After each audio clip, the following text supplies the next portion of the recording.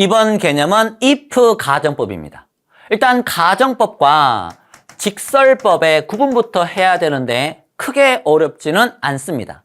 직설법은 현실을 있는 그대로 직접 표현하는, 말하는 방법이 직설법이에요.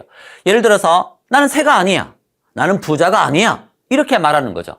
가정법은 말 그대로 가정해서 말하는 법이에요. 예를 들어 내가 새라면, 내가 부자라면, 만약에 부자라면 이렇게 말하는 게 가정법이에요. 그럼 둘의 구분은 크게 어렵지가 않은데 핵심은 지금부터예요. 직설법은 현재에 대한 내용을 현재 시제로 쓰면 되고 과거에 대한 내용을 당연히 과거 시제로 쓰면 되잖아요. 근데 가정법은 현실과 동떨어지게 표현하는 방법이다 보니까 현재에 대한 내용을 가정법으로 표현할 때는 과거를 쓴다는 거예요. 현재에 대한 내용을 가정법으로 표현할 때는 과거를 쓰고 과거에 대한 내용을 가정법으로 표현할 때는 과거에 대한 과거, 즉 대과거, 과거 완료로 표현한다는 거죠. had pp가 과거 완료죠. 현재에 대한 직설법 내용은 가정법에서 과거로, 과거에 대한 직설법 내용은 가정법에서 과거 완료 had pp로 이렇게 시제를 표현한다는 게 가장 중요한 출발점입니다. 그 다음부터는 좀 자연스럽게 여러분들이 이해할 수 있게끔 따라갈 수 있을 거예요. 갑시다. 주어가 현재 동사 하기 때문에, 뭐뭐 하기 때문에 이렇다라고 하는 내용이죠. 뭐뭐 하기 때문이니까 because나 as 이런 접속사 중에 하나를 자주 보게 될 겁니다. 근데 가정법에선 내가 새라면, 만약에 뭐뭐라면, 만약에 이렇게 표현하는 접속사는 if밖에 없어요. 그러니까 because나 as를 쓰는 게 아니라 가정법에 if를 쓰고 이번 개념이 if 가정법인 거예요. 얘가 이렇게 바뀌겠구나. 두 번째, 현재에 대한 내용을 가정법으로 표현할 때는 뭘 쓴다? 과거를 쓴다는 거예요. 그리고 이 접속사가 들어간 이 문장을 종속절이라고 하고 접속사가 없는 이 문장을 주절이라고 해요. 얘가 원래 주된 내용인데 여기에 접속사로 추가해서 이 주절에 속하게끔 추가한 문장이 종속절, 접속사가 있는 종속절. 얘는 주절. 주절에 반드시 가정법이라면 과거형 조동사가 한 개가 나와야 돼요. could나 might나 should나 would 같은 조동사 과거형이 한 개가 나와야 가정법인 거예요. 주로 could나 would를 쓰는 게 지배적입니다. 그래서 요걸 바탕으로 이걸 보면서 아래쪽에 한번 가정법으로 바꿔봅시다. 나는 새가 아니기 때문에 너에게 날아갈 수가 없어. 일단 답을 쓰지 마시고요. 한번 따라와 보세요. If I am, 여기에 am이 있으니까 그 다음에 습관적으로 막 이렇게 쓴다고 쳐요. 자, 그러면 보세요. 나는 새가 아니잖아요. 그러면 가정법일 때는 새가 아니라면이 아니라 새가 아니니까 새라면 이렇게 반대로 가정해야 현실과 동떨어지는 거잖아요. 새가 아니니까 새라면. 그러면 여기에 not이 이렇게 빠지겠구나. 쌤, 여기는 not이 있는데 왜 여기 not이 없어요? 이렇게 질문할 게 아니라 위에 걸 그대로 갖다 쓰는 게 아니라 내용을 파악해보면 새가 아니면 새라면 이렇게 해야 되지. 그래서 not이 빠지네. 두 번째, 현재에 대한 건 과거를 쓰기로 했으니까 am이 아니야. am이 아니라 was를 써야 돼. 이렇게. 그런데 가정법에선 am이든 a든 is든 비동사의 과거형을 were를 쓰는 게 일반적이에요. 그래서 이렇게 were를 쓰는 거. 여기다가 was를 써도 틀렸다고는 안 하는데 가정법에선 비동사의 과거형을 were 이거 하나로 통일시켜서 were만 쓰는 게 일반적이에요. 그래서 저는 were를 쓸게요. 두 번째, I can't, 답 쓰지 말라고 했어요. fly to you라고 썼잖아요, 여러분들이. 역시나 생각을 해보세요. 날아갈 수 없어. 이걸 가정하면 날아갈 수 있을 텐데로 해야 되는 게 자연스럽잖아요. 그러니까 여기는 not이 있지만 여기는 not이 사라지는 게 자연스럽고 여기는 not이 있지만 여기는 not이 없게끔. 두 번째, 현재를 쓰는 게 아니라 과거형 조동사를 쓰는데 could나 would 중에 하나가 지배적이라고 했죠. 여기는 이미 can이 있으니까 왜 would를 써요? can이 있으면 그냥 여기다가 can의 과거형 could를 쓰면 되는 거죠. can이 없으면 would를 쓰면 되고 can이 있으면 could를 쓰면 되는 거죠. 물론 여기다가 would를 썼다고 해서 틀렸어 이러기보다는 would보다는 can이 있으니까 could가 낫네 이렇게 쓰는 게 합리적이라는 거죠. 자, 아래쪽에 거 봅시다. 나는 돈을 갖고 있지 않기 때문에 그걸 살 수가 없었어. 그러면 돈이 있으면 살 수 있을 텐데 이런 가정법이 나오겠죠. 그럼 이건 바로 들어갈게. if I 그 다음에 돈이 없는데 돈이 있으면 이렇게 가정이 되는 거니까 얘는 사라지겠군. 그 다음에 그럼 돈을 가지고 있는 거니까 have를 쓰는데 현재에 대한 가정법은 과거를 쓰는 거니까 have가 아니라 had가 나오겠군. 남아있는 글자 money는 그대로 쓰고 콤마를 찍고 뒤에 쓰는데 주절에 I 살 수 없는데 이걸 가정하면 살 수 있을 텐데가 되는 거니까 요 not은 사라지겠군. can의 과거 could를 쓰면 되지 굳이 왜 would를 can이 있으니까 could, can이 없으면 would. 그 다음 남아있는 걸 일단 그걸 살 텐데니까 buy it 이런 식으로 쓰고 얘는 과거 시제고 이 모양이 그 다음 if로 시작되는 거니까 if 가정법 과거 이렇게 용어를 부를 수가 있는 거죠. 자, 이번엔 과거 완료에 대한 이야기를 해봅시다. 이해가 가시려나 모르겠네요. 이번에는 과거입니다. 역시나 because나 as 같은 걸 이렇게 만약에 뭐뭐 한다면이니까 if로 바꾸고 그 다음에 과거에 대한 가정법은 과거의 과거, 과거 완료. had pp. 그래서 과거 동사를 쓰는 게 아니라 had pp를 답으로 하면 되겠고 주절에 이 could나 would 중에 과거형 조동사가 나오고 뒤에 이렇게 had pp를 써야 되는데 답이 없네요 선생님 이러지 마시고 had pp가 과거 완료인 거 알지만 조동사 바로 뒤에는 동사 원형을 써야 되니까 had pp 쓰고 싶어도 어쩔 수 없이 이 had가 뭐로 바뀔까요? have로 바뀌는 거니까 이렇게 연결돼야 되겠죠? 얘가 아니라 그래서 조동사 뒤에 동사 원형 이건 가정법 과거 모양이고 조동사 과거형 뒤에 have pp가 있으면 가정법 과거 완료 모양이 되겠죠. 역시나 위에 있는 공식을 보면서 아래쪽에 가정법을 바꿔봅시다. 자 봅시다.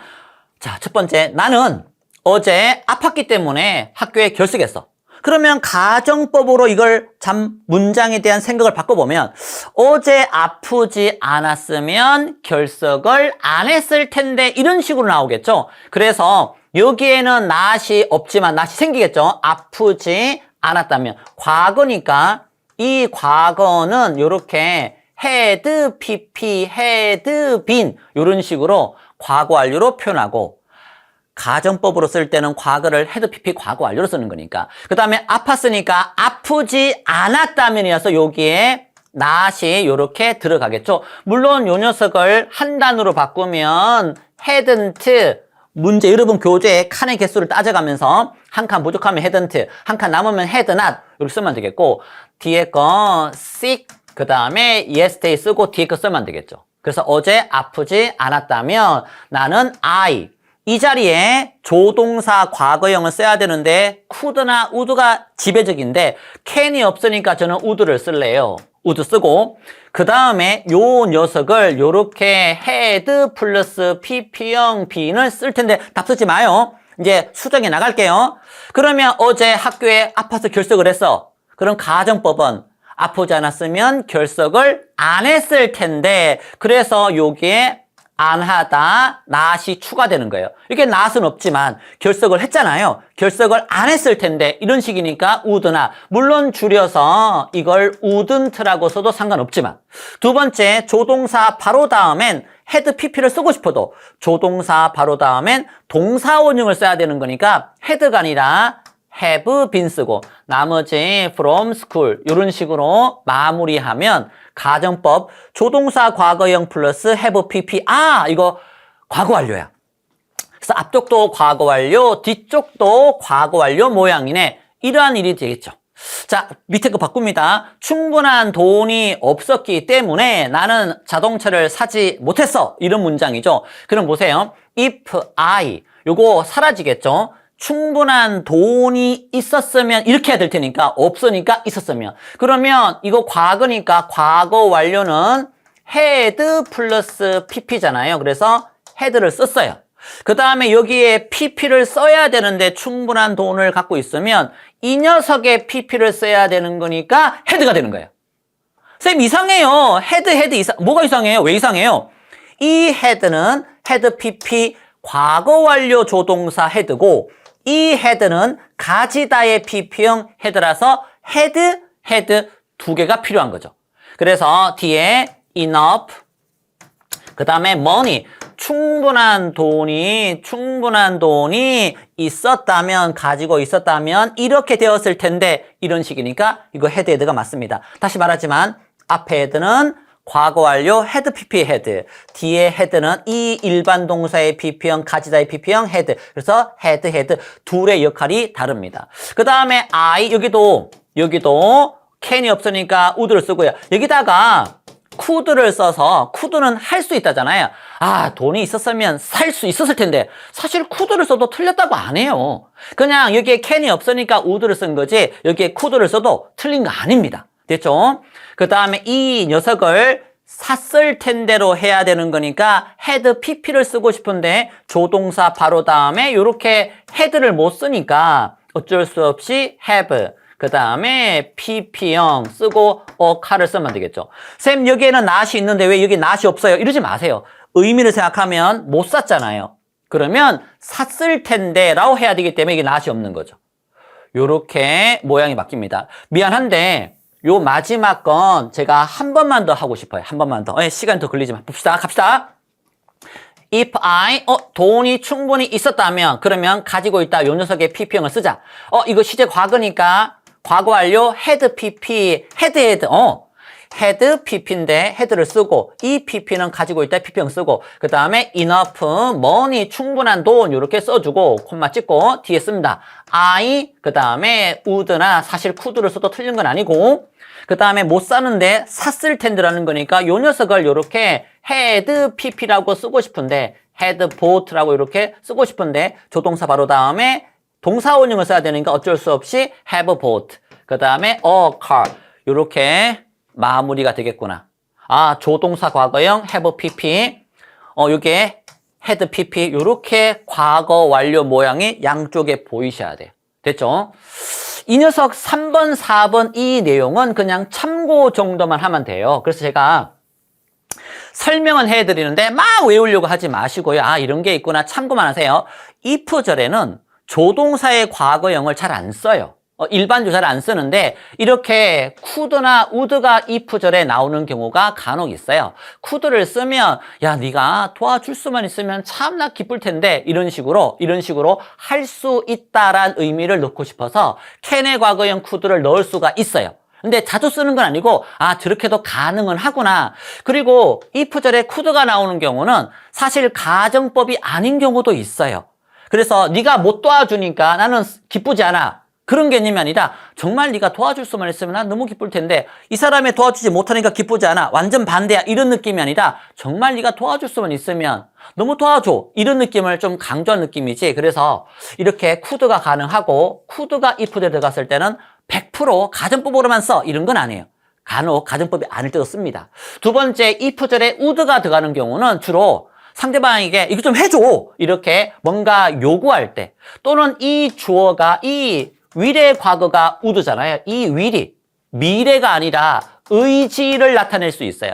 그 의지가 좀 고집이 세면 그 의지를 고집이나 주장이라고 말할 수 있는 거거든요. 그래서 원래 if절에는 would 같은 걸 거의 안 쓰는데 이렇게 would가 들어가는 표현도 있다. 그러면 상대방에게 요구를 하거나 이거 좀 해줘.